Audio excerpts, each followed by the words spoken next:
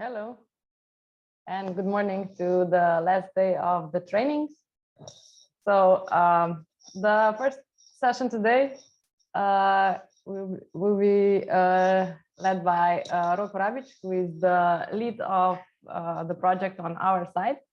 He has quite a few years experience from robotics. He's working more intensely on robotics teams in the last few years, but I will let him explain you more the details. So Rok, welcome, and you can start. Thank you, Andrea. Thank you everybody for joining the fourth day of the trainings from the University of Ljubljana.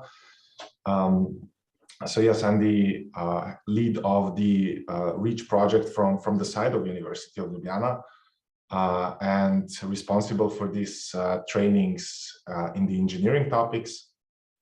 So I'll just take a second to share my screen. Here we go. So as always, before we start the session, again, I want to thank you all for attending. I'm going to post two links into chat. The first one's going to be for the evaluation of today's sessions, and the second one will be the link for the evaluation of the week, the training as a whole. So if you can, please save these links and use them at the end of the day to give us the feedback that we require in terms of the quality reporting for this particular project. So today, the day is going to revolve around robotics. It is a very, very interesting topic, especially nowadays, since it's growing extremely rapidly. Not just the robotics, but the topics that are related to robotics. For example, robotics plus AI, robotics plus vision, robotics plus control. So I'm going to talk a bit about that. And then a lot of these presentations are also going to be about the course that we have on the master level, what kind of things we do. I'm going to try and be very direct with the topics. In terms of just going into details, what we talk about. And if you have any questions, since we've been together for basically this whole week, feel free to either post them in chat, feel free to just raise your hand and ask them while I'm talking. So no problem, we can have a discussion even in the middle of this presentation. So in general, I'm going to tell you a bit more about what we do here in our lab and what my background is. We're going to talk about robotics and engineering, and then as a specialty, maybe robotics and AI, since I feel it's something that is very relevant today. And you can have a particular expertise in AI connected to robotics, and suddenly you're able to work on a whole new different area, a whole new different number of projects. And very shortly, I'm going to say what I feel is the toolbox required for robotic engineers in terms of the software that we use, the software that is in general used when talking about development of robots. And the robotic system course that we have is actually focused on not just the people who are going to be programming the robots, but mostly people who are going to be developing robotic systems. So we do go quite deep into the mathematics, kinematics, dynamics, and control of robots, and I'll present that shortly. And then something I feel is really important when building up a, let's say, critical mass of knowledge is how do you involve students, and how do you connect students to companies, how do you connect students to get maybe some international connections. So I'll tell you how we do it here, and I feel some of this is also relevant for Palestine, even though I'm aware that you have, in a way, very limited access to hardware. And the problem is that basically robotics is about robots, right? So it's about hardware in a way, and I'll try to say what I think is the way of going forward. Even if you don't have the state-of-the-art, the most expensive hardware, how can you still maybe try and do some freelancing in this sort of field? And then as a last note, maybe just from personal experience, building up a robotics laboratory is something that we've been doing now for about, let's say, 4 years. Since before that, I was mostly involved in industrial engineering topics, mechatronics, and these kind of things.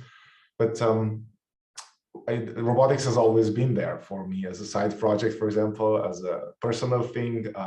For example, attending international competitions in robotics, things like that. So I'm somehow trying to put this part of my life into my professional life as well. So my main research interests at this moment in general are robotics, and mostly how it connects to the AI techniques. The one that's most prominent these days when trying to work with robotics is called reinforcement learning. Very shortly, I'm going to say what this is a bit later. And the second specialty, which sort of distincts our research from the research of many other robotics groups on this planet, is dealing with multi-agent systems, so dealing with systems that involve multiple robots and trying to figure out ways how these kinds of systems can learn, how these kinds of robotic systems can work well together. Not just as a unit, but as a multiple, as a multitude of robots. My scientific contributions so far have been 22 papers in journals with the impact factor, also 32 conference contributions, more than 600 citations based on Google Scholar. So basically, something typical you would see for somebody who's in the middle of their career, or maybe just at the end of the start of their career. Then teaching work is something that I'm heavily involved with. I've had more than 100 bachelor and master's theses since 2015, so in the last 7 years, which basically means about 15 every year.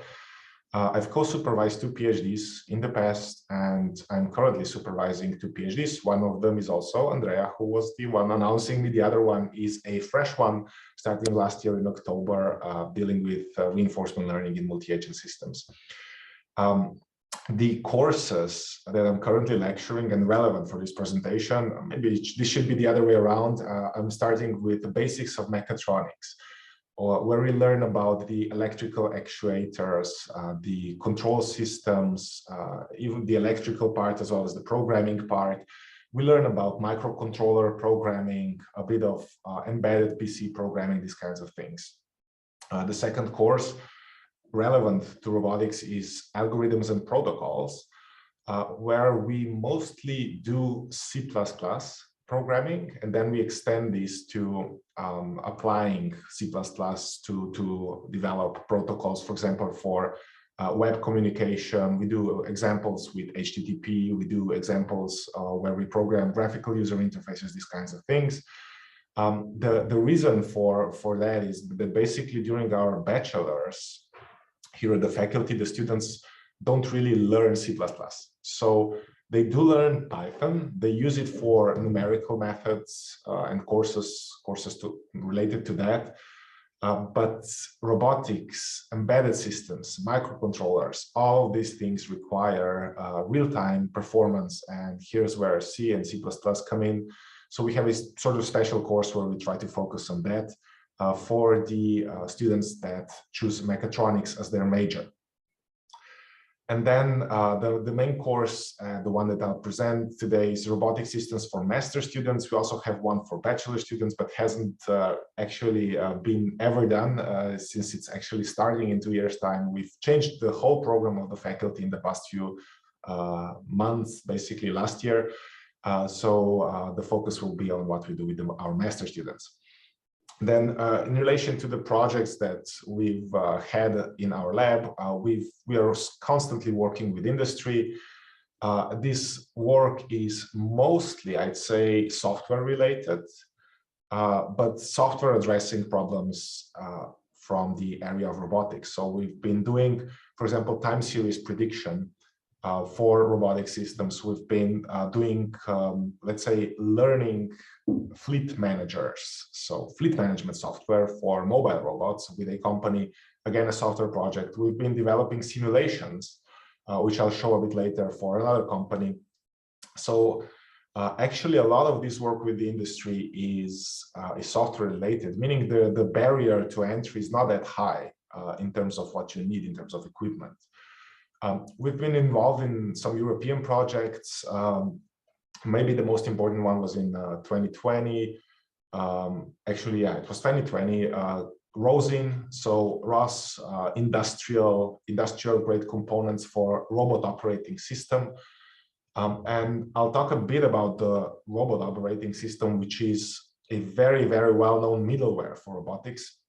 In the afternoon, Andrea is going to explain how we teach ROS and what ROS is. And we want to put a special focus on this topic, since we think that if you want to develop something for internationally for a company as a roboticist, you should have ROS as a part of your toolbox.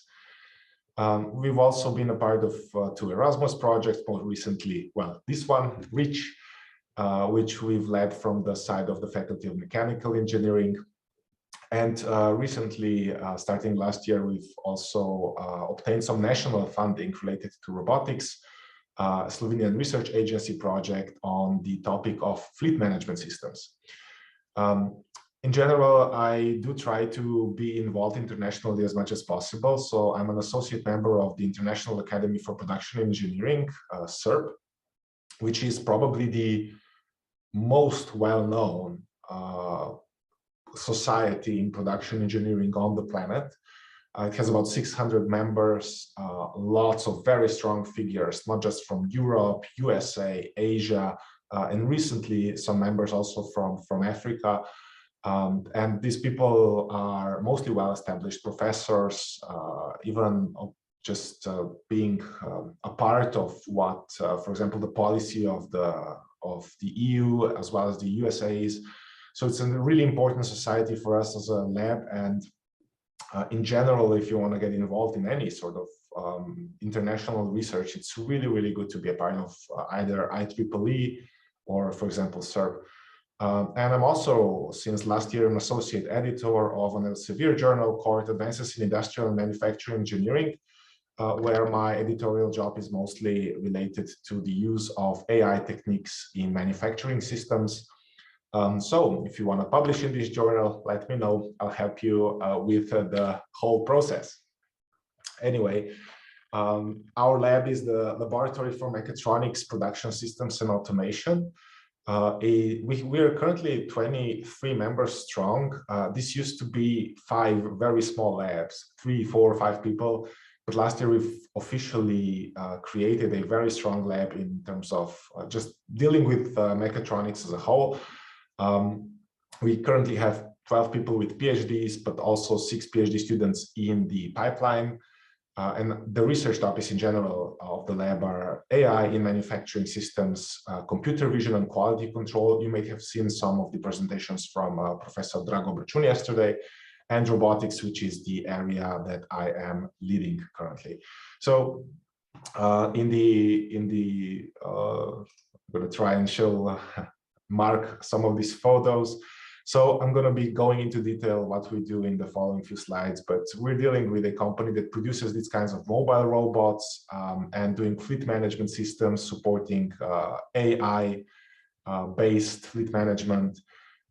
We have a part of the lab, and this is led by Drago, that is dealing with trying to figure out what the human is doing based on image recognition and using deep convolutional neural networks, autoencoder type of architectures to figure out what the objects are in the image, as well as how they're positioned, what the human's doing, and these kinds of things.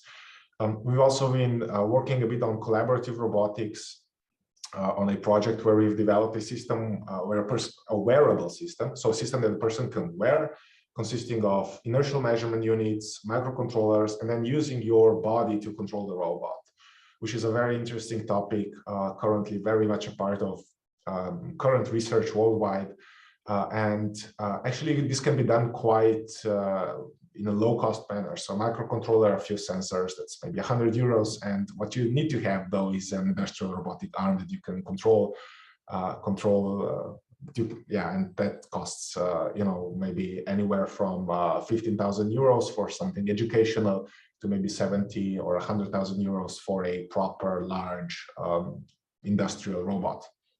And I'll also tell you a bit about the applications of robotics. Last year, we started the project with a company dealing with medical field, so using robots for medical applications. But we've also been doing a lot of educational work, which might be interesting for you and your students. So we've been developing our own mobile robots. We've been developing simulators, so simulations for teaching robotics, basically. So let's start with the educational projects. There's some erratic slides of moving pictures, basically, but just go through them one by one. So we've developed in the past within one of the projects a very small mobile robot platform. So from our part, this was mostly the development of the printed circuit board as well as the assembly, which you can do manually, basically using a soldering iron. And the idea was to build a robot that has a lot of sensing capabilities, line sensors, distance sensors, encoders on the motors. So for example, we've been using this robot within the project to do like maze solving and line following and these sort of things, which are really, really good for students to just get a feeling of what control really is when dealing with hardware, such as a mobile robot. We've developed a Scratch interface. And Scratch, as you may know, maybe not all of you know, but it's like the programming language that kids learn in elementary schools. So it's like a graphical programming language where you basically assemble blocks together. And we've also developed that for this particular robot. And then we had some workshops with elementary schools just to see whether the system as a whole can be used at all educational levels, not just the university, but also the elementary school levels. And I've said a bit about the Rosin project, Ross Industrial Projects, within which we've actually held a summer school. Summer schools in general are great for students, are great in terms of organizing them for students, as well as sending your students to summer schools. If you can send them abroad, I know that's very difficult, but some of these summer schools have been taking place online lately, especially due to the COVID pandemic. And summer schools, it's like a 2-week intensive course on a particular topic. You can really learn a lot in a short amount of time. So I would really recommend that you look for these kinds of opportunities. I know that people from Aachen in Germany organize summer schools related to robot operating systems, so ROS, every year, as well as some other European institutions. And again, some of this has been taking place online, so it might be interesting to look at that. And one of the things that I'm going to maybe talk a little bit later about a bit more, basically, is taking students to competitions. So on the left-hand side, you can see our robot running the track at the Renesas virtual MCU rally, which took place every year at the Embedded World Fair in Nuremberg in Germany. The problem nowadays is, of course, that due to the pandemic, the company decided basically just not to have their stands for 2 years, and they've canceled the competition. So we actually took this as an opportunity. It was a really, really interesting story. So they asked all the competitors, well, what do you want to do in the future? And we said, well, why don't we make it virtual? And the company in the end agreed. So the company is Renesas Electronics, the second biggest manufacturer of microcontrollers on the planet. And they've agreed to work with us on building a simulator of the competition, which you can see here on the right-hand side. We've recently, about 2 months ago, we've had a competition for European universities. The whole thing is open source. So if you are teaching either robotics, control systems, any of these 2 topics, maybe there's going to be a link here and you can just download the software. Well, yeah, maybe shoot me an email. I can send you an introductory video, and then you can use this within your courses to teach basically control systems to your students on a simulation, which is really great. And then not just the educational part, the research part, which I've already said a bit about, but just a few examples to reiterate this. So on the top left side here is a system that we've built for a company, the purpose of which is predicting time series in robotics applications. And the specifics of robotics applications are mostly that they use particular software. In our case, this was the ROS, so Robot Operating System middleware. So we've created sort of a generic system that can be connected to ROS and allows you to create time series predictions in real time, and it learns on your data in real time, and it gets better as time goes by because there's more data available. And it was a really nice thing, which was mostly, again, a software project. So you don't really necessarily need to have a lot of equipment to work on robotics related topics. This is for the company that's building these kinds of mobile robots. I've explained the wearable thing a bit earlier, but here's on the bottom right hand side a video from one of my colleagues in the lab that shows how you can use deep learning to identify objects in images. This particular case, the research speciality of this is that we use a stereo camera, so stereo vision. It's not two cameras, it's one camera and then an optical system that splits the image into using mirrors. So therefore you don't have to do any image synchronization between the left and the right hand side. And then the stereo vision, of course, allows you to get the disparity between the images, and it can, after calibrating the whole system, you can get the distance to the object, which gives you additional information about what the human is doing if you want to further process that. So just things that have been done, well, this is all in the last 2 years, maybe. So this is something from the end of the last year. So during the summer of last year, we've been contacted by some colleagues here working with a company on laser treatment of human skin, basically. So there's lots of applications in lasers in treatment of various either diseases or and this is the part that's actually the more profitable one, cosmetic operations, right? So for example, you can, this is the example that the companies gave us, you can have bodybuilders, right? People who lift weights all day. And when they're preparing for the competition, they have some excess skin since they need to really stop basically hydrating in order for the muscles to pop out, right? So the idea is basically to treat some of the excess skin. But then the application that we're working on is hair removal. So this is something that a lot of the, let's say, ladies are interested in, and removing, for example, hair from their legs. The idea is that currently this is done by a medical professional who has to hold this laser in their arms and then do this brushing type of motion for 15 minutes. The project that we have is, well, why don't we do that using a collaborative robot, a robot that can work in unison with a human.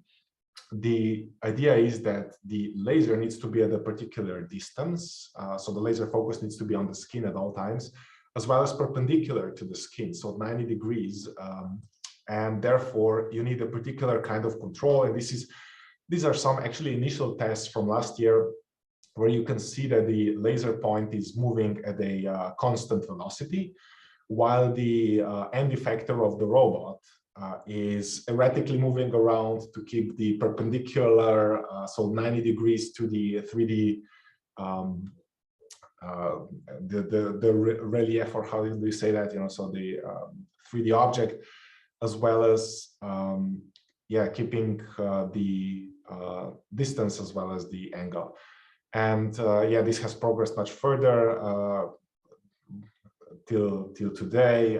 We're also handling the movement of the human. So for example, you might be breathing, you might be moving your leg a bit, and a robot needs to detect that and respond to that. So it's a very interesting robotics control problem, where the primary sensor that we're using here is a 3D scanner, actually 3D depth camera. You can get those from Intel. This for example, 200-300 euros. This one's actually called PicoFlex, which we found was really great for these kinds of applications. So there's a 3D camera here at the end effector, and then there's a laser source. This is sort of a demo here, but anyway, in the end, it looks a bit nicer. And yeah, we've been developing, so trying to solve this control problem, which is really interesting. So that's it about the actual background, what we're doing, where we're coming from, a bit of experience from working with the industry, working with companies, but we'll dive into what we do with the students in depth a bit later. So in general, a bit about robotics and engineering, and it has been an area that is growing year to year. It has been growing for 20 years. The expected growth is enormous. There are so many applications that can be automated using robots. The surprising fact, and that's why I put this on the slide, was that the projections actually underestimated the use of commercial and consumer robots. So in terms of military and industrial robotics, the projections are on point, while commercial and consumer sector are actually growing much quicker than expected. So commercial means, for example, industries such as retail, e-commerce, healthcare, also these kinds of things. And this has been opening up because of collaborative robots, which are really becoming widely available from basically all the manufacturers. Then consumer robotics, meaning your Roombas to do the floor sweeping, window cleaners, and more money is being put into self-driving cars as a consumer product. So you can imagine that the growth in this area is rapid. The funding here mostly going into the development of software, not the as well as the electronics and the supporting hardware. Robotics as a whole has been, let's say, quite a mature area of development. So there's not a lot of innovation in terms of kinematics or new actuators, these kinds of things, but there's been a lot of innovation in terms of getting faster sensors, more detailed sensors, more accurate sensors, especially depth cameras, LiDARs, and recently a big push into using artificial intelligence or AI techniques to handle these kinds of data and trying to solve the control problem as well as the sensing, so perception problem. So it's a very relevant area. It's going to be growing for the foreseeable future. The trends are towards low-cost robots, where everybody's sentiment is that China is going to come up with, let's say, a lot of, is going to be flooding the market with actually cheap robots, which are going to be used in various industries. And just in terms of the future or where we are right now, what's the current area of operation in this domain, as well as where the future lies. So I feel that, for example, industrial robotics is a very mature domain. To be an industrial roboticist these days means that you don't really do a lot of research on robotics. You do research on integrating robots into manufacturing systems. So you do a lot of, you can do research in terms of automation more so than robotics. And industrial robots are something you can buy off the shelf. I mean, there's we are in our lab, we're buying or we have some robots from Fanuc, the Japanese manufacturer, and they've been saying, for example, that Apple bought 10,000 robots for their Chinese plant for basically doing robotic milling for their iPhones, the previous version with the aluminum covers. So actually, you know, you can just buy 10,000 robots these days, and then the question becomes, how do you use them, which is still a part of what's interesting, what can be used for research. Now, the second mature domain are automated guided vehicles, or AGVs. These are the mobile robots that move around the warehouses or manufacturing shop floors, guided by magnetic tape. And again, this is something you can basically buy off the shelf, configure using fleet management software, and just start doing the logistic operation, intra-logistic operations within a company. And it's quite a quick, basically, turnaround if you want to do that. There's lots of growing domains, and I think this is something that if you are related to robotics in your work, this is something that you can focus on.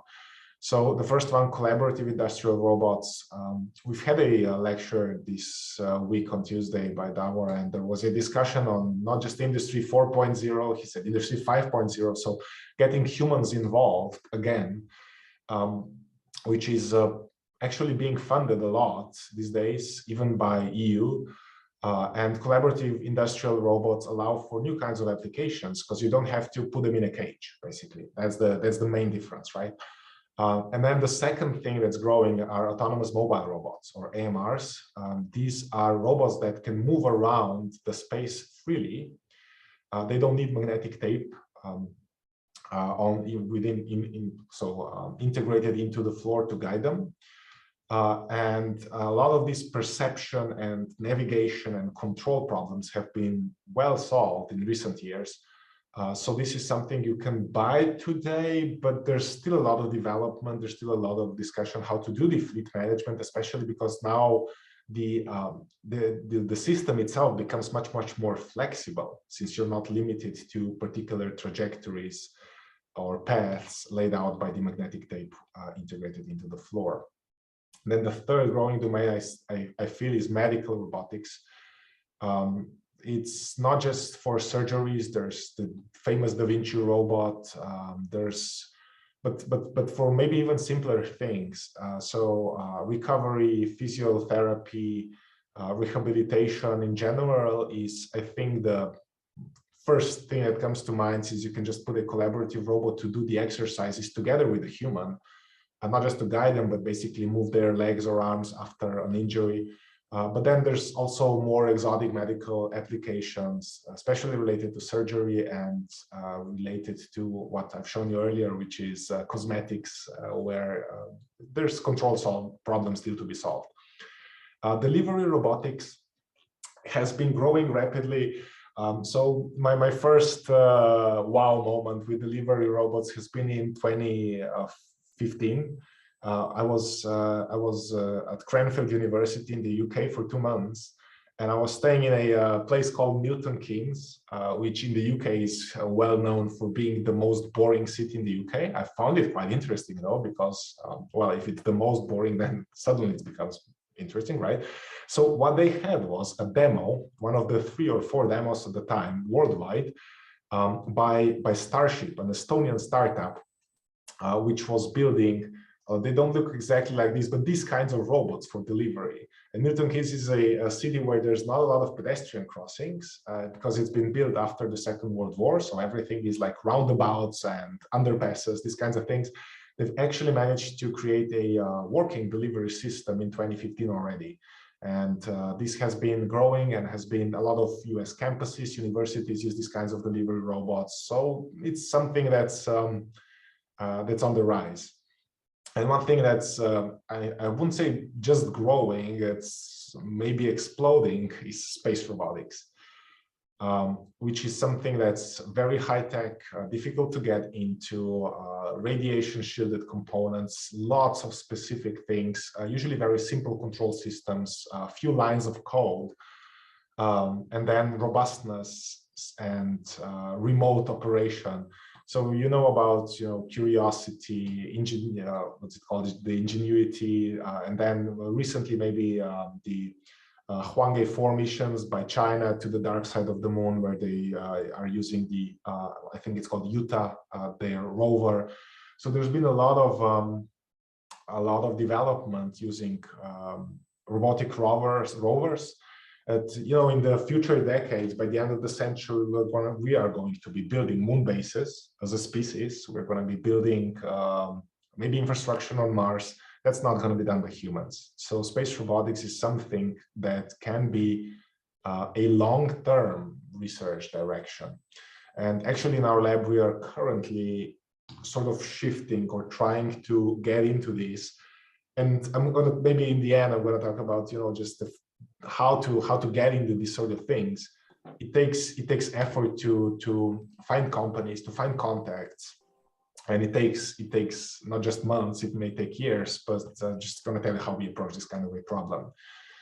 Future domains, delivery drones, so aerial robotics, currently not safe for operation in cities, but maybe someday, and self-driving cars, which again is something that's being researched, but not really put in practice yet. Although Tesla is always saying they're like a month or two away from having a proper demo of self-driving, but then there's always an accident. So it turns out that in terms of just the AI, self-driving is so difficult that it's just impossible to put it into real world efficiently at the moment. There's hope though, there's hope. So talking about the engineering skills needed by roboticists, and sort of my emphasis here, starting with what I'd say is systems thinking. Robotics is by nature very interdisciplinary. So you do have hardware, actuators, you do have sensors, you do have the control system, programming, PCB development, all of those things that are listed actually below this. So a good roboticist is a person who understands more than just maybe one thing, but then maybe specializes in one of these things. So if you want to basically raise new robotics engineers, you might want to really start all of these things with an overview before diving down deep into a particular topic. So maybe always start your lectures with what the potential applications are, what the future is, maybe give some examples and then go into math and that kind of thing. Mathematics and physics, mostly linear algebra, vector matrix calculus, using quaternions to represent rotations. So these kinds of things should be natural for anyone doing robotics. Yes. Sorry, do we have a question? I see a person is unmuted. Do we have a question? No. Ahlan. Okay, don't worry. Don't worry, sorry. So linear algebra, I think, is enough. You don't really need a lot of advanced calculus or analysis, I'd say. So some like complex analysis, partial differential equations, you don't really need that in robotics, but you need a lot of vectors, vector operations, matrices and multiplications with vectors, these kinds of things. Then dynamics, Newton-Euler, Lagrangian approaches, also something that should be a prerequisite before you start a robotics course. People should know how dynamics works in general, and then you can just apply that to robots. Control theory, also usually a separate course. PID control and model-based control, mostly used in robotics. Actually, PD control for a particular reason. Then about the design, we've had sessions on design this week already, but maybe the emphasis for roboticists should be mechanisms, using maybe even particular software to develop those. So understanding the kinematics of mechanisms is really important. Designing for 3D printing, since when you're developing a robotics application, you want to prototype a lot of things, either the grippers, maybe even parts of a robot, holders within the workspace, these kinds of things. So 3D printing and designing for 3D printing is a must, as well as designing for manufacturing when you're actually developing particular hardware that's going to connect to the robot.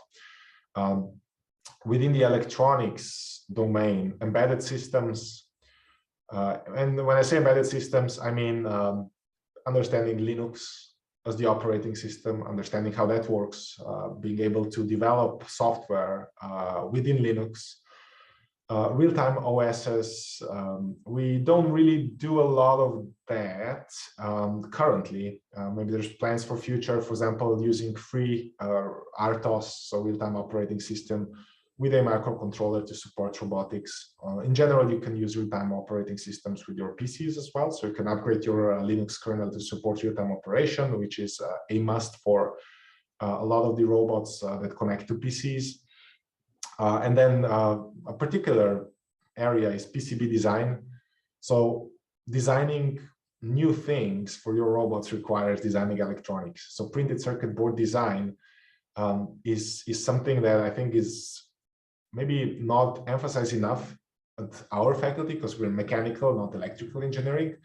But we do want to sort of just give the idea of how to do that to our students, and then maybe develop their skills and expertise within particular projects such as diploma or master's thesis.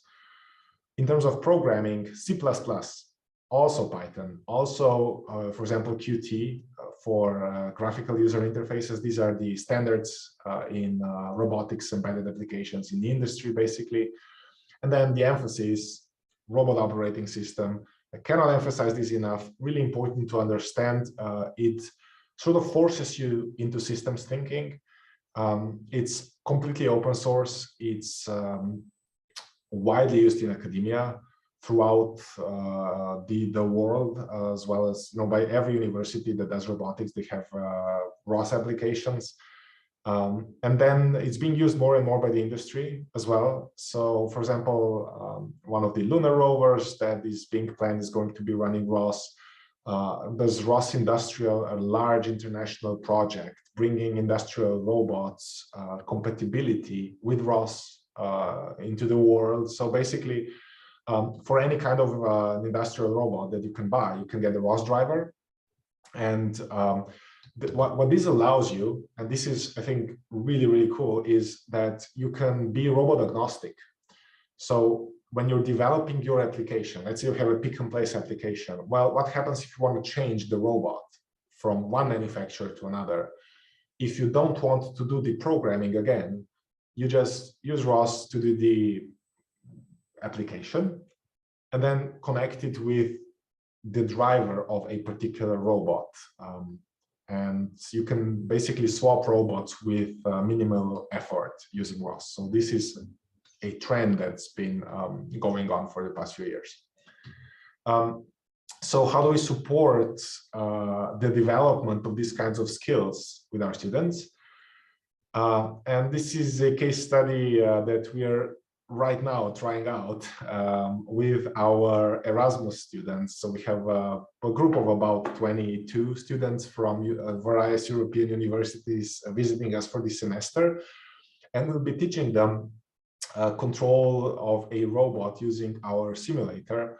If anybody's interested, I can run the simulator later. Or maybe I can just very quickly show you what it looks like, because I'll be trying to maybe show some practical demos.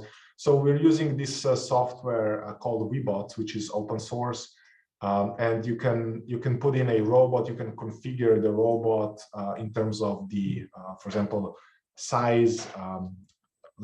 Let's say just the size of the wheels, the width of the wheels, the sensor which is here in the front, and how that looks, and then you can write the software for your particular configuration, and then just press run, and the robot's going to be running around the track.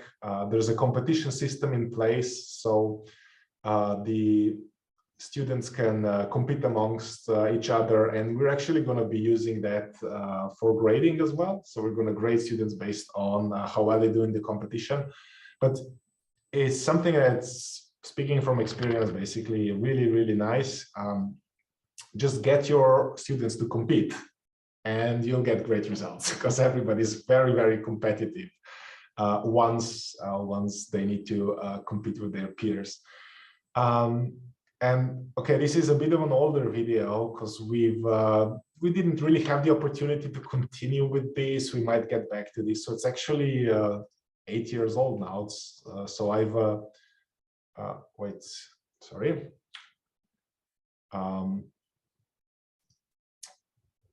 have problems switching to full screen. Maybe I can just press watch on YouTube here. Okay, here we go. This was a summer school, 3 weeks, student teams of about 5 students each, develop a robot and make it fight in a sumo ring. So it's sumo robots, one of the standard competitions that you get at any international robotics competition, one of these disciplines basically. So we bought all the components up front. So the teams had to choose up front, like a month before the competition, or 2 months before the competition actually, what they want to do. What kinds of motors they're going to use. Is it DC? Is it BLDC? We've had, they could even use stepper motors, but nobody chose that. What kind of sensors they want to use? Is it IR sensors? Is it ultrasound sensors? Do they want to just do it with discrete components such as diodes and phototransistors? And then the idea is basically the robot which stays on wins, right? The actual work of how we did it was, well, get the teams to the faculty, give them 3 weeks of time to build this. So they go and they start gluing things together. They start 3D printing. They start cutting pieces of metal, pieces of plastic. They start assembling using, their screwdrivers to assemble this kind of robot. They start wiring everything. So they have maybe an Arduino microcontroller, wires, motors, drivers. They don't really have the time to design a PCB, so they need to do the wiring, well, however they like. And then in the end, we organized a competition like this, and it was so much fun. So yeah, maybe I'm not going to spend a lot of time, more time, sorry, on this video. Wrong button. Because in general, it's something you can do. And really important for this, the budget for every team was 100 euros. And that's it for the components. And then the budget for their time, that's immeasurable, right? 3 weeks. So some of the students, they actually work at night as well, really motivated, this kind of thing. But you can do something like this if you can get like these cheap components, servo motors, DC motors, small motors, maybe it costs 10 euros each. Microcontroller costs 10 euros. And some materials that the students can play with. So it was actually a great way of teaching, since they need to do everything, right? It's a very systemic thing. The hardware, they need to design what they want their robot to look like. They need to manufacture it. They need to do the electronics. They need to do the programming. So it's a very, very, let's say, motivating thing for the students in the end, doing it like this. So we've been using these kinds of competitions as a motivator then to basically extend this idea of having our own competitions, basically sending students to international competitions. Again, this might be a bit more difficult for you, but I mean, it might be doable. These international competitions really do have participants from all over the world. So the organizers, I think they can help you get the guarantee letters, visas, these kinds of things. When you apply for competitions, they're usually really happy to get new teams involved. So we've been attending for a few years the Eurobot competition where there's quite a complicated robot that needs to be built, something like this. And these robots then need to, for example, pick fruit. Represented by these orange and red balls within a floor that actually 2 robots compete on at the same time. So, for example, we had to build our own setup in the lab from wood, and then paint that, and have a student team assemble a robot together, which was like a 1 semester project, and then another semester for preparing for the competition. So basically it takes a year to prepare something and then attend the competition. And I've shown you how this MCU Rayleigh, what the competition is called, so the line follower works.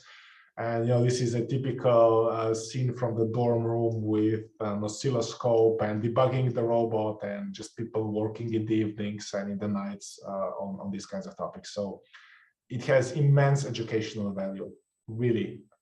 organizing and or just attending these kinds of things. And a good thing these days is that, again, there's competitions that have moved to a virtual format.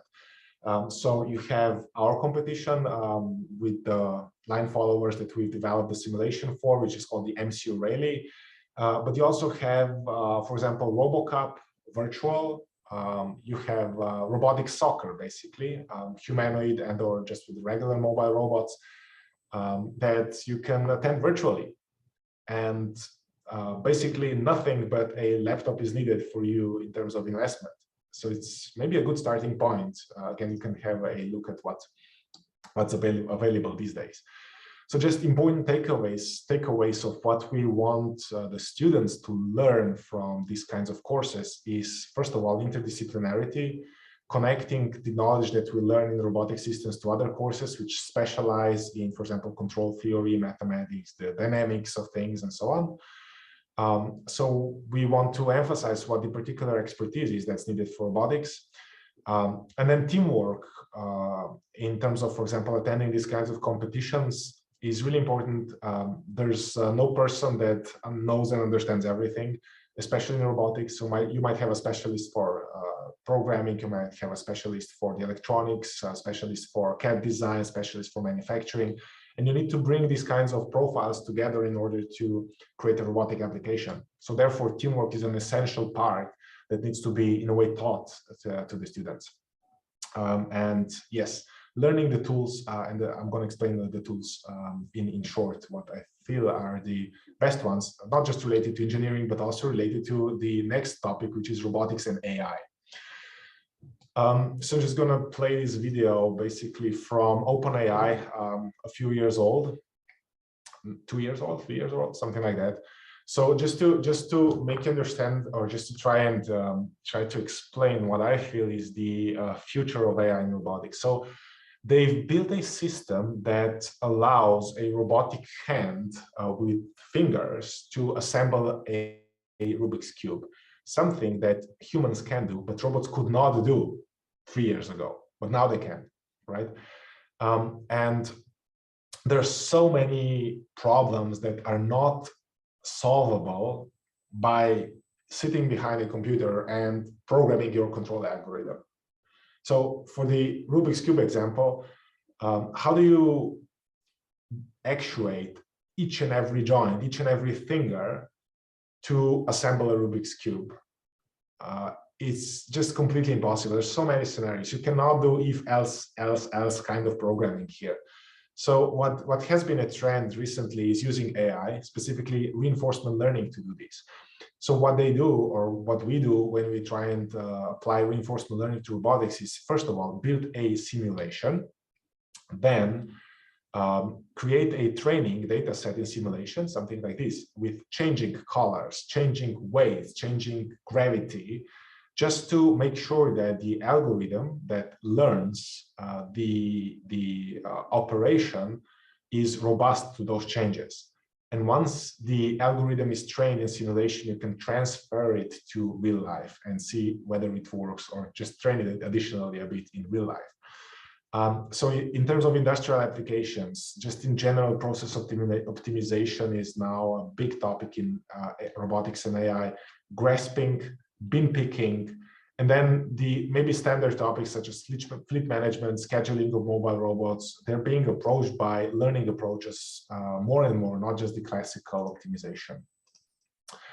So just to give you the perspective in terms of robotics and AI, what is currently being done in EU, since this is where we try to get involved in. So EU has a public-private partnership called EU Partnership on AI, Data and Robotics. So you can read those documents just to identify some of the interesting topics of interest for the European research and industry.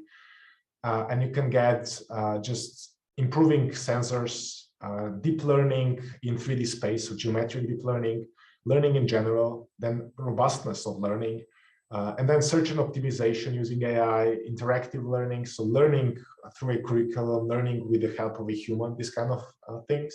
then human-centric machine learning. So how do you make systems, how do you create systems that involve human beings as well as robots? How are they going to interact?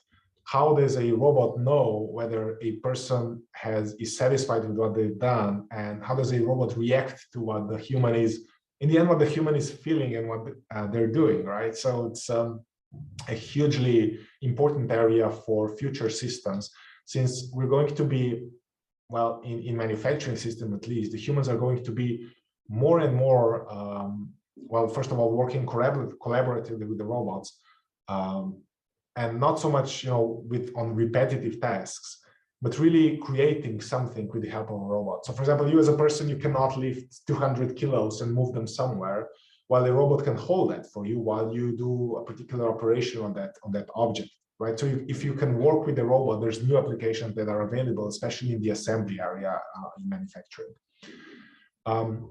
Explainable AI, which is so important. So you can do a lot of learning, but then you can have there's a great wording that some of the people like to use, which I really like, which is called perverse instantiation. So the idea is, for example, well, the robot needs to move a particular object from point A to point B, and that's the goal, right?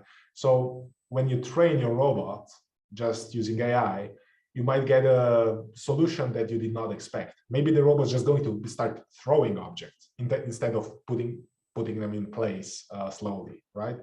Because it's going to figure out it's being rewarded for being fast, so it's just going to start throwing stuff, which you don't want. So the question nowadays is, when you do this black box training using neural networks, how do you explain what they're doing? How do you make sure that they're robust? How do you make sure that they won't harm the human or just destroy equipment? These kinds of things.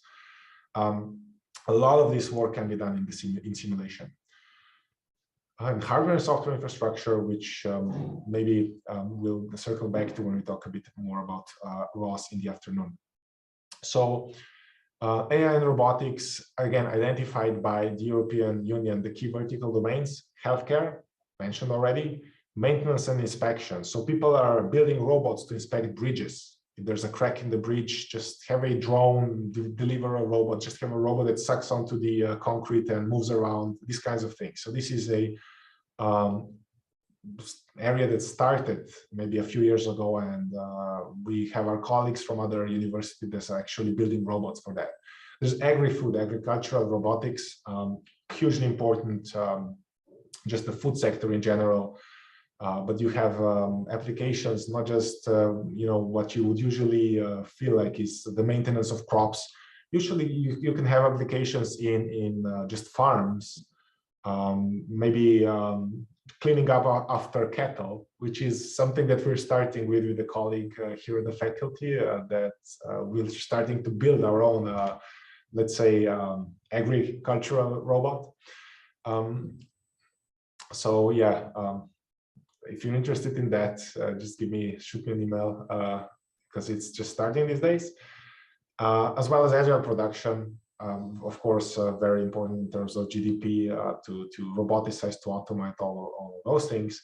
Then other domains identified by you as being important are transport, home and entertainment, construction, logistics, space and energy supply. And there's robots everywhere, basically. In short, there's robots everywhere. So about the AI approaches, what are the topics that, for example, your students can work with, or you can include into your curricula, maybe after a course on robotics, something related to robotics and AI? Maybe two paradigms. There's more than just that, but maybe two of them that are directly applicable. Deep learning on images, basically.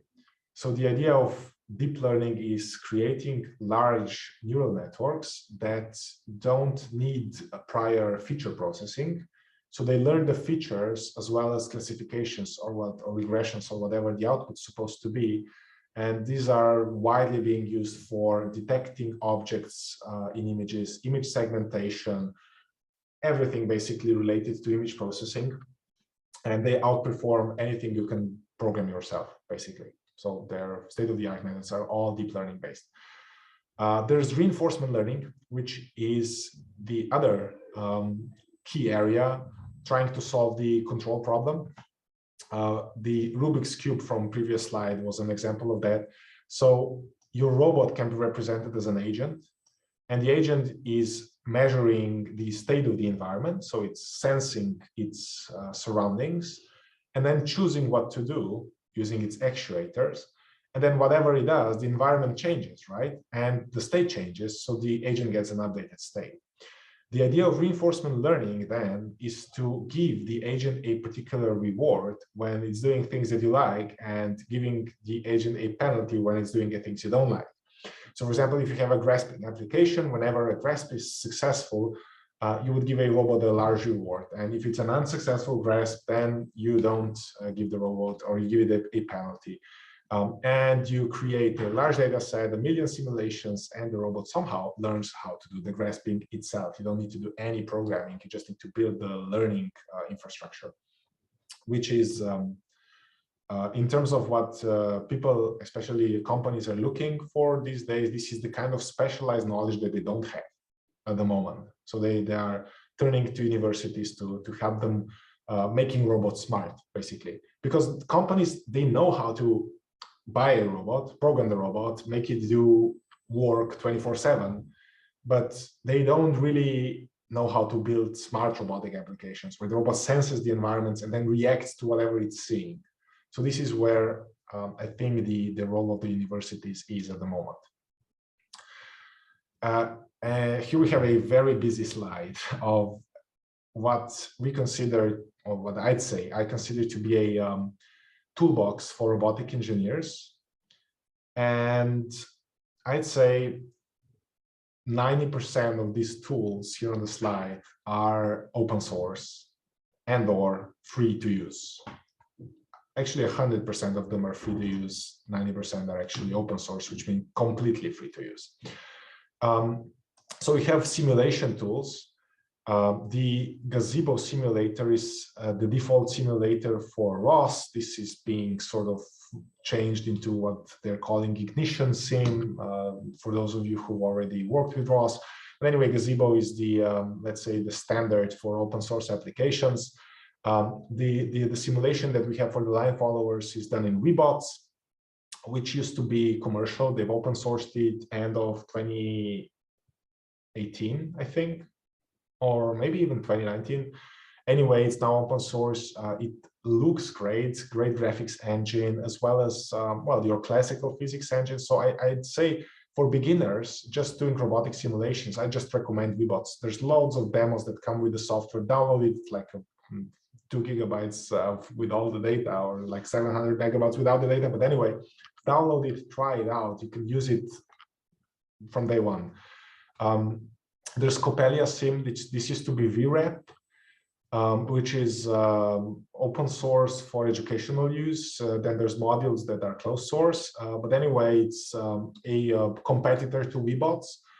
We haven't really used it except for a few projects with students, so I can't say much more about it, but it feels like it's like on the same level as maybe Webots. So it's like a great tool as well. And recently there's tools from NVIDIA.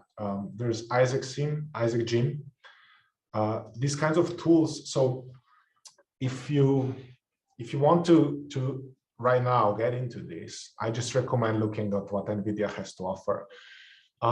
They're building their own simulator. They are the world's leading manufacturer of graphics cards.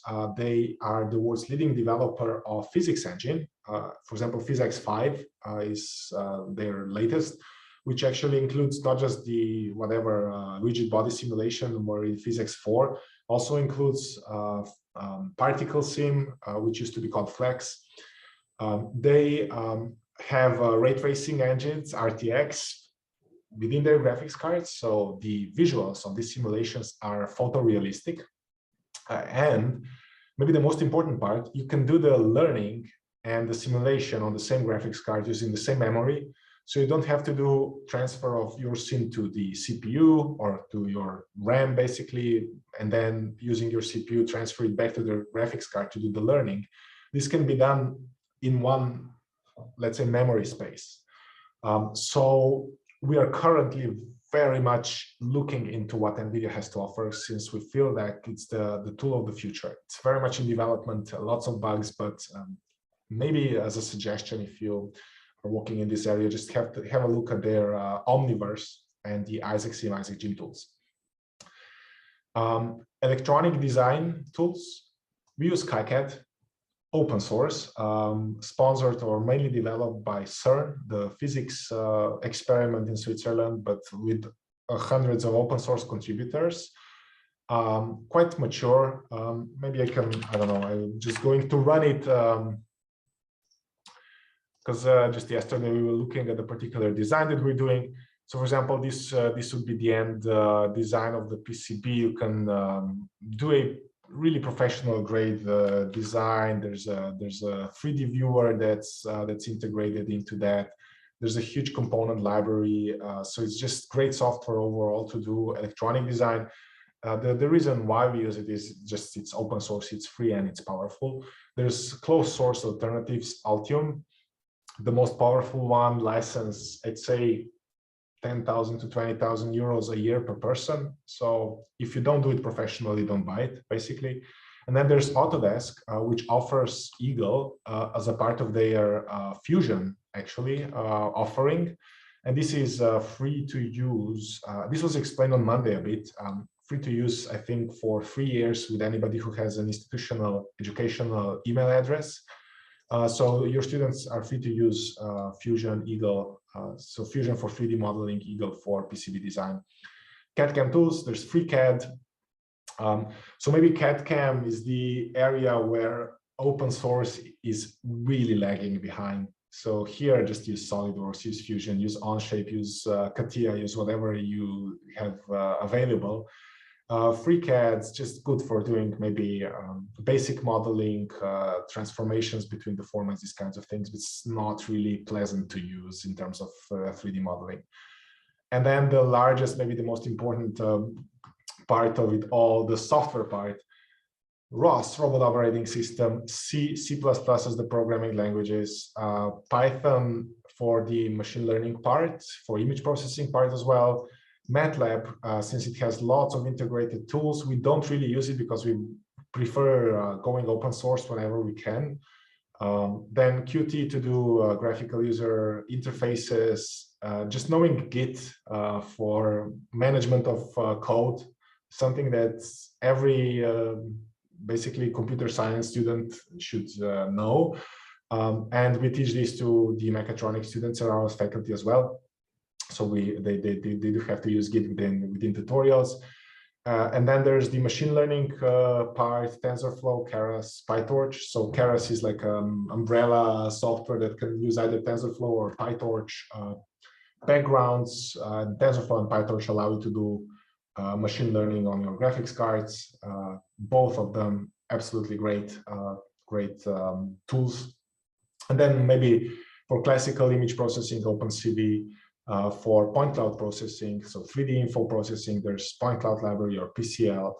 And these are things that are basically used by our students, some of them within the course, a lot of them also just for their diploma and master thesis. Okay, so I'm conscious of the time. I have a whole overview of the course of robotic systems. And I'm going to need to be a bit quick here. So just to give you a general idea, the idea of the course is, in terms of lectures, to give them the theoretical, mathematical, physical background of robotics, not applications as such. Applications are used as examples. So we don't really discuss, for example, how do you build a manufacturing robotic cell here? How do you do design of those?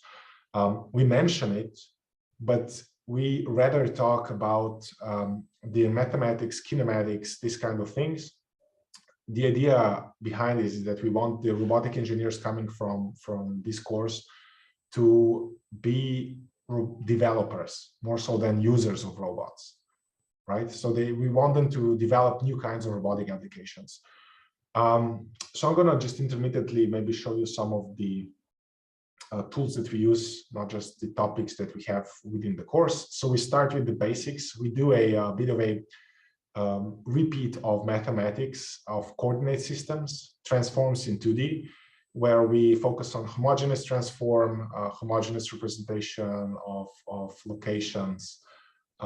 We actually derive homogeneous transform from scratch, basically. Then we discuss transforms in 3D, where the order of rotations and translations matters. We discuss the problems with using homogeneous transforms for that, which is the gimbal lock. And then we just introduce quaternions as an alternative for representing rotations in 3D space. If you don't know what quaternions are, they're basically hypercomplex numbers. So it turns out that you can represent rotations in 2D with complex numbers. You can represent rotations in 3D using quaternions. So something that is used throughout robotics, throughout game programming, for example. Then we look at industrial robot kinematics, types of robots.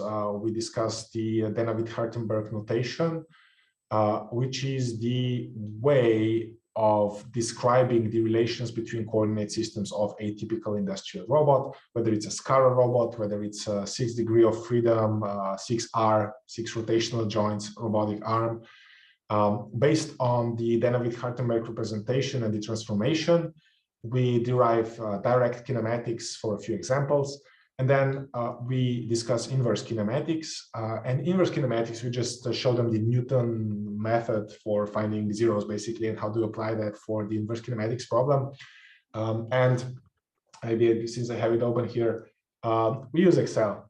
Okay, so you have your starting position of the robot, you have your desired position of the robot, and then we use Newtonian approach to solving inverse kinematics to see that the robot in just a few iterations converges, the solution converges to the particular joint angles that need to be put into the robot to solve the inverse kinematics problem. So in terms of the robotic manipulators, we do explain why the robots look so different. So you have your SCARA for pick and place, you have your Delta robots for pick and placing when there's maybe a conveyor belt present, because they're so fast but so light, therefore they can't carry much in terms of the load, but they can be extremely quick, so that you can use them with a vision system to pick and place something from or on a conveyor belt. And then for the classical industrial robots, we talk a bit about the pelletizing robots and their kinematics, why they look like this, would look like the welding robots. This would be a painting robot because it had lots of degrees of freedom at the end. Your typical 6 degree of freedom robotic arms. So we discussed the differences because they have different applications, just these subtle differences in mechanics result in their different applications. So we go then to the velocity, how do we call it, velocity states of the robot. Basically, we talk about manipulator velocity, introduce the Jacobian matrix. We solve the inverse velocity problem using the Jacobian, and then we introduce manipulability and the concept of singularities. So where the determinant of the Jacobian is 0, you have space for the robot theoretically is to achieve infinite velocity to move from that. So we do discuss these manipulability ellipsoids. And that's basically it in terms of what we tell them in terms of velocity constraints. And we can use animations like this to make things more practical for the students. And then manipulator dynamics. We formulate the dynamics using Newton-Euler formulation. First of all, iterative formulation, just give them an example of the closed form solution. Then just discuss Lagrangian formulation of robotics, of dynamics, sorry. Introduce dynamic manipulability, but this is one lecture for all of this. So it's not so much in depth, just maybe they already know Lagrangian dynamics. So we just say, well, you can apply this to the robot and this is the solution. And then you can apply this to calculate the manipulability in terms of in the dynamic sense. So for those of you who are not roboticists, just to give you the example of what the idea here is. So for example, I'm driving a car, right? And you're never going to drive your car with your hands completely extended or your hands completely to your body, right? You're going to have your wheel somewhere in the middle when you're holding it. And the idea is that you have both the kinematic manipulability, so you're able to freely move the wheel, as well as the dynamic manipulability in terms of producing enough torque to turn the wheel. So it's the same for robotic arms as it is for your human arms, and we try to show them that with examples like this. In terms of control, we discuss both joint space control and Cartesian control. Very, very shortly, just a note on impedance control. We don't really, let's say, build control systems, maybe, give them an example such as the one that's shown here on the slides, but then we use a whole lecture just going through the topics from coordinate systems, Dynamit-Hartenberg, direct inverse kinematics, dynamics, and control. So from start to finish, we give them an example in the lecture as the sixth part 6 of this lecture. So I'm just going to quickly show you. So this is something that I've used last year, for example, and sorry that is in Slovenian, but we have a notebook that we've developed in Wolfram Mathematica. We define the trajectories mathematically. We draw them using Mathematica. We define the Dynamit-Hartenberg transformation and calculate the Dynamit-Hartenberg matrices for a 2R robot. So for a planar robot, very simple kinematics. We calculate the direct kinematics. We calculate the inverse kinematics and show why it's so difficult to do this analytically and why numerical solutions need to be used. We plot the reference trajectory in joint space. We have an animation of what we want the robot to do. So the black 2 lines here are our very simple robot. The blue line is the trajectory. We calculate the manipulability as well as the dynamic manipulability. We just basically develop a control method. Let's call it an analytical simulation, where we use PD control for the robot.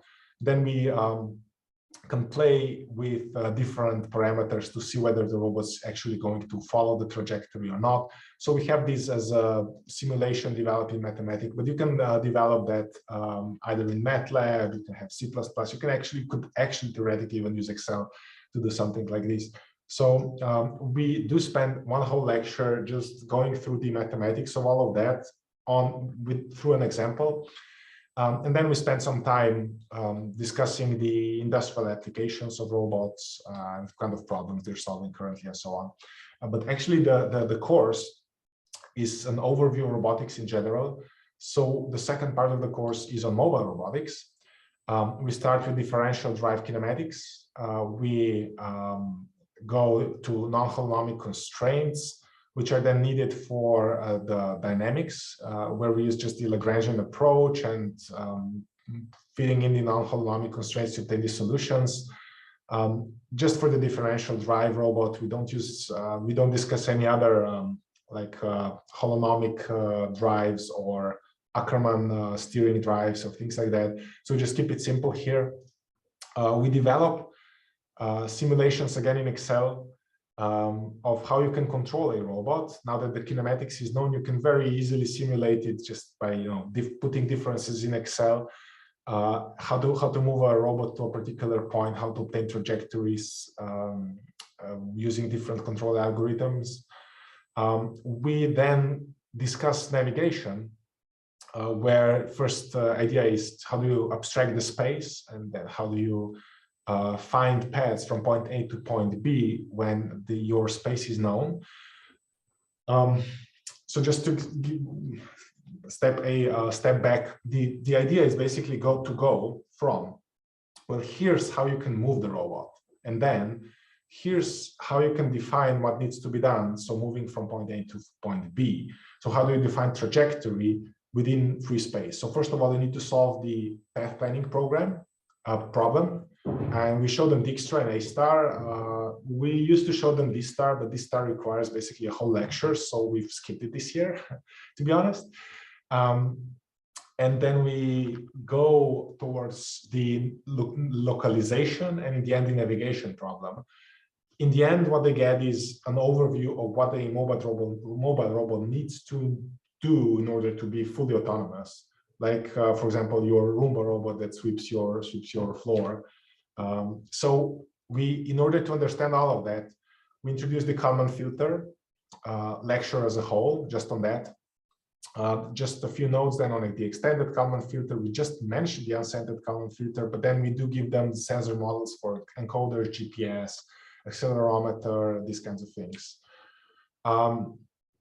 In terms of moving towards navigation, we then talk about Markov localization.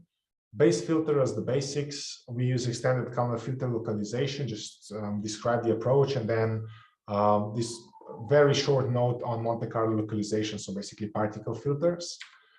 And then extending this at the end of the course towards mapping and simultaneous localization and mapping.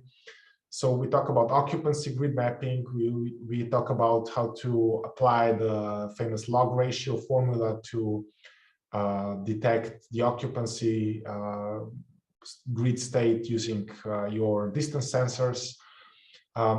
And we just mention extended Kalman filter mapping and SLAM, since these are topics that are, I'd say, quite advanced. The background is then here. So if any of these students wants to do a PhD, they know where to start. That's the idea, basically. Or if any of them want to start developing new kinds of applications, they have the background knowledge that's required for that.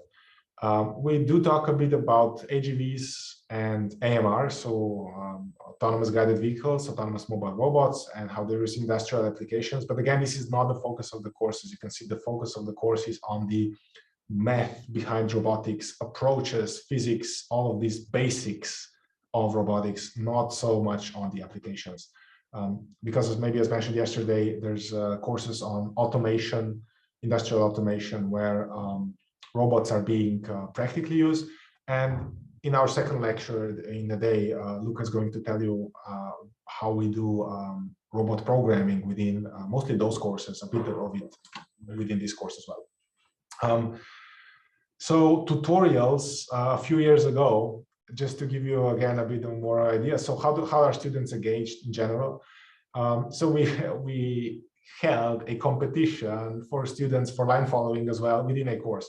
The idea was, well, they should design a robot, again, €100 budget, and this was the end result maybe of one of these teams, because they need to understand how to do the mechanics, sensor processing, just PCB development, all of those things. So we actually did PCB development and PCB manufacturing within this course.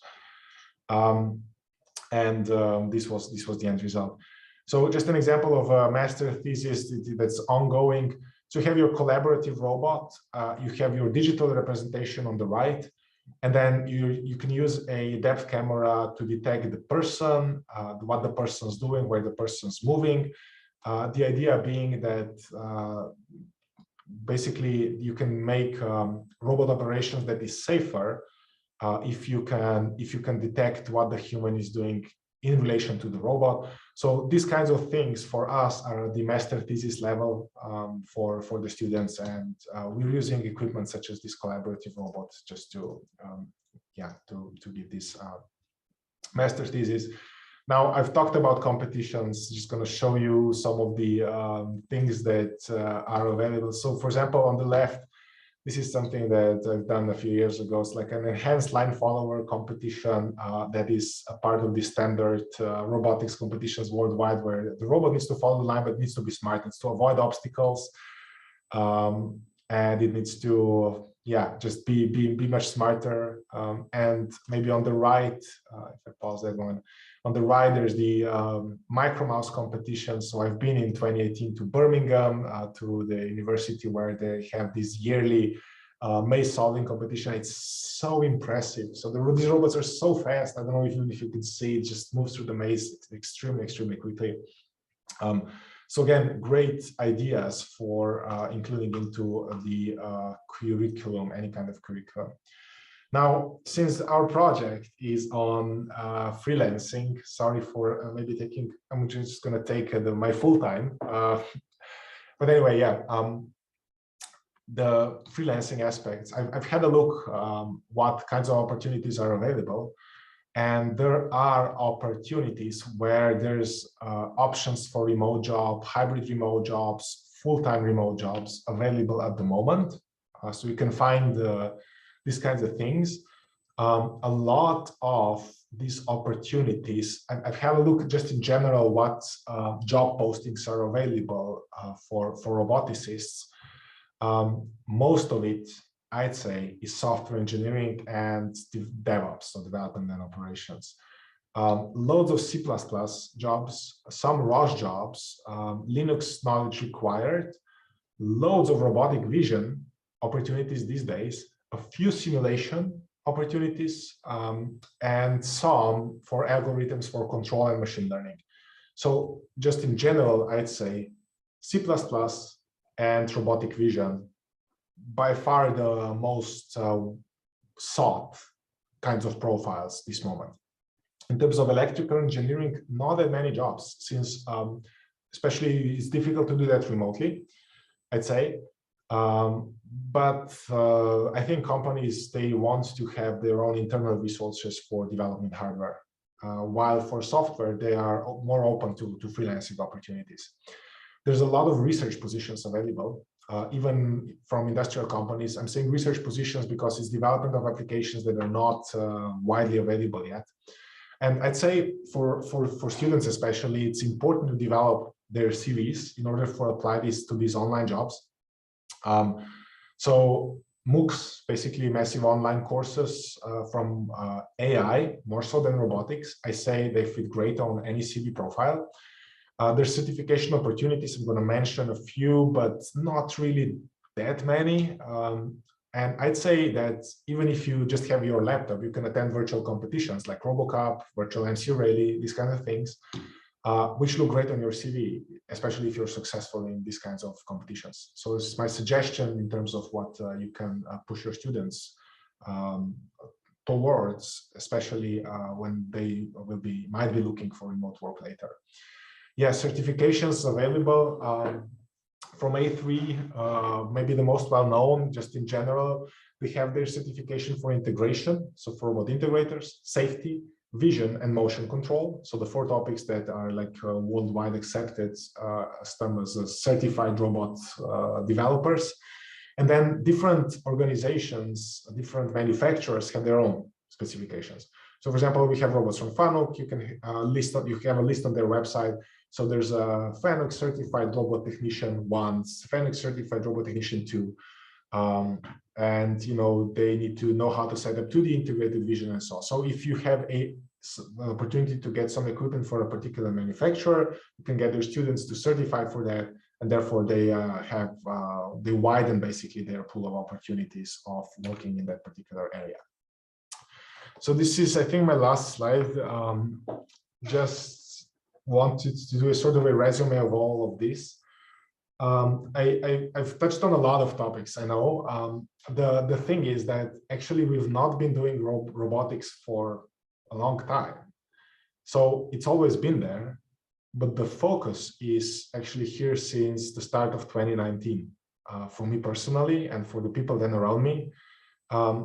Because that's when I got basically the opportunity, the teaching position, the resources that I needed to start working on something that, as an academic, you should always, I guess, strive to have your own red line, your own line of research, your own passion related to what you do. And so all basically everything that you've seen has been very recent for us. So how did we get to this point? And I think we've been very successful. So what is this, like 3 years of progress? In general, if you look at it from afar, we are building a sort of a portfolio as a robotics lab. So what I feel at the moment are the most important things if you're setting something up at your universities, or if you're already working on this and just maybe want to get another perspective. So first of all, finding a research niche that's attainable given the resources. Finding your topic, because there's robotics lab, there's thousands of them worldwide. They've been working on robotics for decades. So how do you get into a mature kind of research domain such as this? So you need to find something and specialize into that. And I think this is the most difficult part, extremely difficult. It's good to be aligned with the priorities of your potential financiers. So in our case, this is EU. So we do want to read what EU is aiming towards. Another possible financer for our particular case is the European Space Agency. Again, we are tracking what they're doing in terms of aligning our research with the priorities of potential financing. Well, the other way of going around this is to develop a really great relationship with a company and then basically be a research lab for a company or a multitude of companies. You definitely need to learn the tools of the trade. I'm just going to say ROS in terms of university development. So robot operating system is a must. All the projects that we do them in ROS in the end. Whether it's mobile robots, whether it's industrial robots, whether it's something that we've started like medical robotics or something space related, because we don't want to relearn everything from scratch. So we just start with something that works, which is ROS. And then if you don't have the money, if you don't have the opportunity to buy equipment, you can develop equipment. So for example, a topic that we've just started with, like robotic swarms, small robots, cheap robots, loads of them, developing just applications of those. So there's going to be like micro robotics in medicine, these kinds of things. So micro robots, for example, is something that's cheap because there's just not a lot of hardware. But you can develop your own robot for, let's say, something that's you can buy like an industrial robotic arm that's ROS supported, like from Robot Shop or whatever, like these kinds of online stores from anywhere from 300 to 800 euros. So it's not impossible in terms of budget. It's probably more difficult in terms of just getting the equipment to Palestinian universities. But I'm sort of presuming here, since you know your situation much better than I do. But anyway, if you can obtain just servo motors, Raspberry Pis, PCs, these kinds of things, you can assemble something yourself. And if you have a great idea, it's actually relevant in terms of research. So the idea part, I think, is the more important thing. Finding an industrial partner for us. It's been, let's say, mostly one company, but we've worked with 3 in the last 3 years, like that we've actually done a project with in terms of robotics, but we've been mostly focusing on one. We have great relations with them. They always have new problems to work on. So whenever we finish something, well, what about this, right? There's always something new springing up. So having a good relation with the company can be a long-term thing.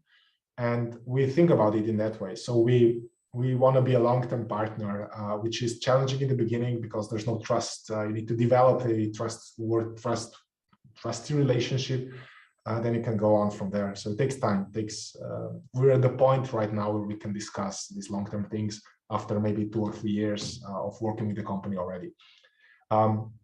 Research funding, great if you can get it. The basis for that, also the basis for the expertise, but also the basis for networking is writing research papers, because you can then go to a conference, meet other people, they might bring you into a project, you might discuss research opportunities with them, these kinds of things. So just writing papers, even if they're not top class world journals, just conference papers is really important.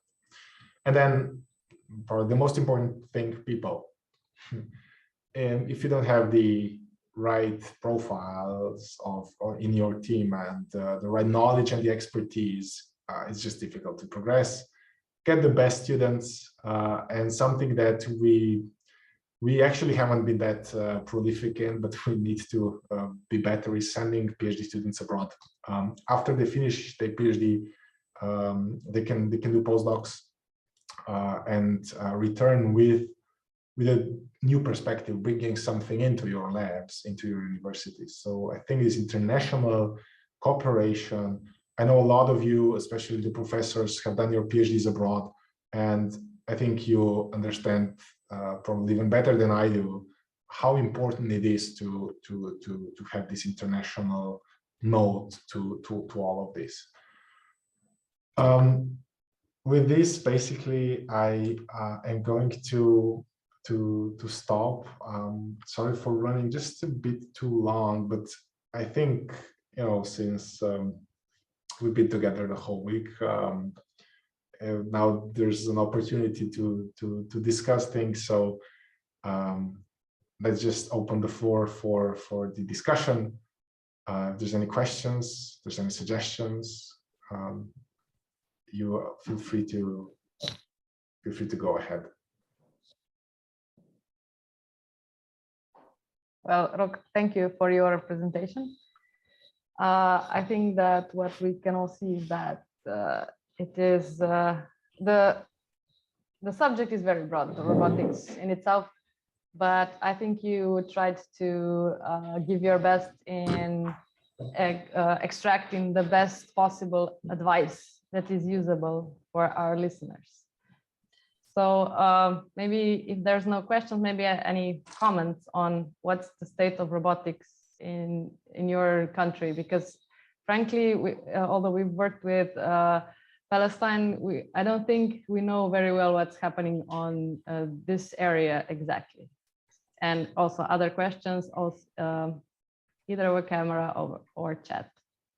Hello. Hey. Okay. Can you hear me? Yes. Yes. First of all, thank you, Rock, for this presentation.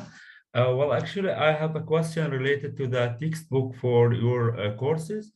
And the other question, you mentioned about 12 topics related to the robot courses. So it's kind of 2 courses for undergraduate, postgraduate. I mean, you arrive to robotic. I mean, you talk about SLAM problem. So what about the level of the student that will understand these topics at the same time? So yeah, thank you. So the courses that we have on robotics, we actually have 2 courses. One is a bachelor course. That one's focusing more on the practical aspects. There's topics like robot safety. There's topics like standards for industrial use of robots, which we are not. And there's also topics on connecting robots with other hardware in terms of automation, which are not a part of this course. This one's a master's course. So we sort of expect people to be well-mature students with a good background in mathematics and physics. And it's supposed to be like an introductory course for everything robotics. The thing is that basically this is the only course at the master's level that's actually dealing with robotics. We have other courses such as the one mentioned on programming. There's one on sensors and actuators. There's one on industrial automation. And then our mechatronics major has this specific that we have a lot of courses on lasers and their use and laser technology. So basically, it's like a very interesting masters that we have here at mechatronics. The way we do this is basically structure these 12 topics into 15 lectures. So there's more time than just 12 lectures. We try to give them examples every lecture, starting from this is the mathematical background, and this is how you can use it, either simulate it in Excel, show a mathematical notebook, or just give them a demonstration. This is supported by tutorials, where mostly they did ROS this year, as well as learn how to use a teach pendant to program an industrial robot. So yeah, it's a course that's very comprehensive. Yeah. And we do have problems with time constraints. but it was manageable, or it is manageable this year. So your other question was about the literature that we use, or I can suggest a few things. So my favorite book for students, not for research, but for students, is by Peter Cork, Robotics, Vision and Control. It has examples in MATLAB, very visual, beautiful book. Okay, so the second one for industrial robotics, we use the book from Bruno Siciliano, Professor Siciliano. I'm not sure exactly what the title is. It's Robotics Control something. So all these books have very similar titles, but Siciliano, as like Sicily, Siciliano is the just alpha and omega of robotics books. Loads of mathematics though, so a bit difficult for our students to just give them that as the material. For mobile robots, we use a book called Autonomous Mobile Robots, which was developed or written by our colleague from the Faculty of Electrical Engineering. His surname is Klančar, so Gregor Klančar, Autonomous Mobile Robots. And it's a great introductory book for students in that area. Other than that, we use for mobile robots also the book from Roland Zigwart from Denmark. And we support this course with quite a few papers. So basically, if there's a topic like, let's say, local path planning, we just say, well, Ross does it using dynamic window approach. And we've learned about the mathematics and the kinematics. Here's the paper, study this paper, and we'll discuss this paper in the following lecture. So we actually give them a few papers during the course to study, like proper scientific papers. And then we discuss those. So yeah, that's the overview. Thank you. Well, actually, I'm teaching this introduction to robotics, and I have this book, robot modeling and control. So it have a lot of kind of mathematicals and equations. So I have time constraint, in order to make student to make some kind of project. So there is no time during the course. But I'm very interested in your material, so I ask about this issue. And also for the laboratory, do you have kind of tool kit for robotics? I mean, small stepper motor, servo, sensors. Do you have such kind of recommendation for our student laboratories? Mm-hmm. Yeah. So I'd imagine that what you're looking for is low cost, but more like 10 low-cost robots that the students can use, or is it something else? Yeah, same. Okay. We've just recently been discussing just for this purpose to buy. I'm not going to be able to tell you exactly which one. It's from Robot Shop, the store. It's like High Win or something like that, like a Chinese company that's doing these educational robots for about, let's say, 700 euros. There's a cheaper version for about 500 euros. We've also had a student from France coming to Slovenia, was it 2 years ago? And he was building for their robotics lab something that's 3D printable. It was Nereo 1. Wait, let me Google that. So it's Nereo 1, I think, something like this. Accessible educational 6-axis robot arm, something like this. This is, if you just buy it, it's more expensive, but I do think it's open source and all of these parts are 3D printed. So you can assemble it yourself. It like sounds like a nice little project for like a master's thesis or something. Yeah, so this is what I know that some of the French universities use. I will send an email for you if you have more information about this issue. We can discuss. Thank you very much for your response. Yes, please, no problem. Thank you. Thank you. So we have another question in the chat. So work on the area of micro nano robotics. I think you do have an answer to that. Yes, I do have an answer to that. So whether we work on micro or nano robots, The answer in short is yes. We've started in October last year. Something that's very exciting for us because we've obtained funding for 2 new PhD students, and we've basically put both of them along as one of our senior researchers to that project with the help of a lot of other people. We're developing our own micro robot. I mean, it's going to be, I'd rather say milli robot, some autonomous one with battery and grayscale camera, a distance depth camera, just a solid state LiDAR from ST Micro, VL53L 5X or something. I'm not sure whether I got the code right, but I think if you're looking on in the area, you know, these STM time of flight sensors. We're also so we right now we've developed the PCB electronics. We're in the process of obtaining some hardware that's going to help us assemble 100 robots. So we want 100 robots, not just build 5. Then we want to study how these robots can interact amongst themselves, as well as with the environment, to do sort of collective construction. It's a purely research topic. We're aiming at space applications. We've applied for some funding. We're looking for funding going forward from the European Space Agency. So it's something that's quite exciting and that we've just started basically in October. Yeah, that's it.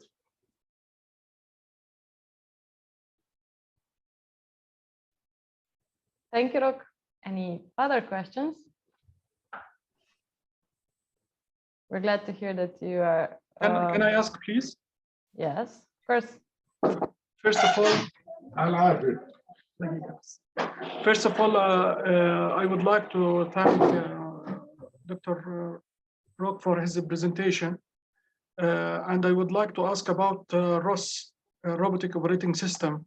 Can I work or can I use this operating system, especially for vision system, if I have a camera or something like that, to work in real time, especially if I would like to work in autonomous robot or not?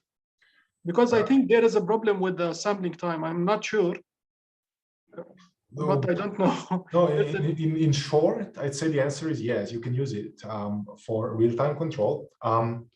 So ROS is basically just the middleware. It connects all of your pieces of hardware and all of your pieces of software together using a messaging protocol. You're going to have a whole lecture, not lecture, but the whole lecture basically on ROS in the afternoon from Andrea, who's working on that in our lab. Real-time constraints though. So first of all, if you're working with PCs, ROS requires Linux, usually Ubuntu as the distribution. And if you want to do real-time stuff, you need to install the real-time kernel available for a particular version of the kernel of the Linux system. So we're using, I'm just going to show you the robot. Sorry, new tab. Sorry. So we have this robot from Franca Emica, okay, called Panda. First, there's a nice picture of it. Robot system. Here we go. So this robot, for example, it connects to your PC via Ethernet, and it communicates with your PC with the frequency of 1000 Hertz. So 1000 times per second, you can send commands to the robot in terms of either positions, velocities, or torques, either in Cartesian space or for joints. You can develop your own real-time controllers, but real-time in this case is 1000 messages per second fixed rate. And it works really well. We've never had, in the, let's say, 8 months of this project, we've never had the real-time system fail, ever. So yes, it does seem like a possibility. Thank you too much. Okay, thank you. Okay, we have another question in the chat. What are the challenges of teaching AI with robotics? Time. we don't have the time that would be needed to do a comprehensive course on that. So basically, AI requires a sort of a different skill set, maybe a different mindset that what most of our mechanical engineering students have. So they do have a lot of AI courses to the Faculty of Computer Science. What we do is for people who are interested in that to just choose elective courses at that faculty to try and then bring them together in a master's thesis together. So AI and robotics. So the challenge is basically there's not enough time to teach everything as the biggest constraint, in my opinion, by far.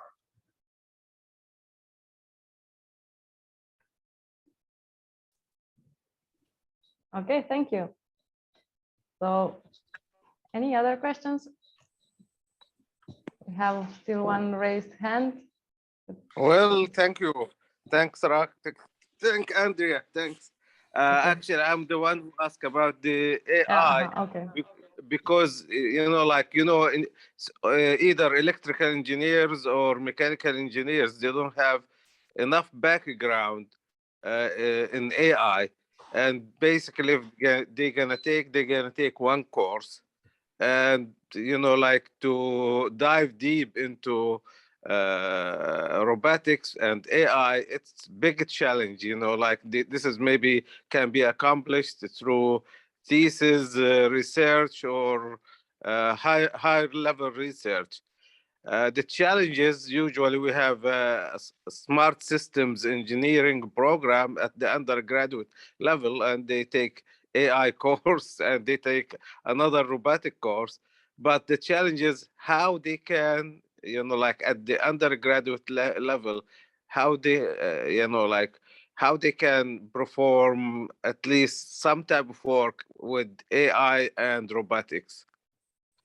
Yeah, I completely agree with you. And I mean, my only suggestion here is that the students who show the talent basically for AI, so for the programming part, as well as the robotics, should be encouraged to take specialized courses, either at computer science faculties, or they can do a lot of self-studying using these online courses that are available these days. I think like these MOOCs, for example, Andrew Wan's on machine learning in general, and then specialized courses on AI are widely available. So I'd say just maybe encourage the students to do some self-learning. Thank you. Thank you. Thank you. Okay. It seems that we're through with the questions. Thank you all for your attention and for being here. Another reminder to click the links for the evaluations, and otherwise we begin shortly with the next session, which is in 7 minutes. Yes. Thank you, Andrea, and see you short. Okay, bye.